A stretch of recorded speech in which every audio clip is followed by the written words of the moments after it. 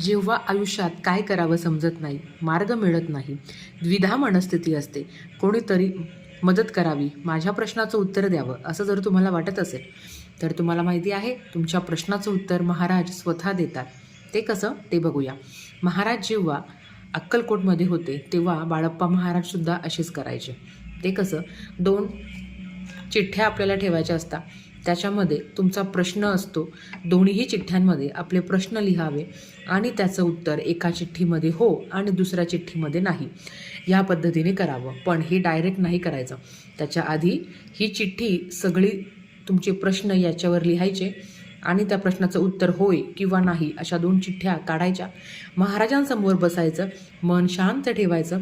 11 माळी श्री स्वामी समर्थ या मंत्राचा मंत्रजप कराव्या, लगातार 11 माळी कराव्या आणि नंतर महाराजांच्या चरणांजवळ ह्या चिठ्ठ्या ठेवायच्या आणि नंतर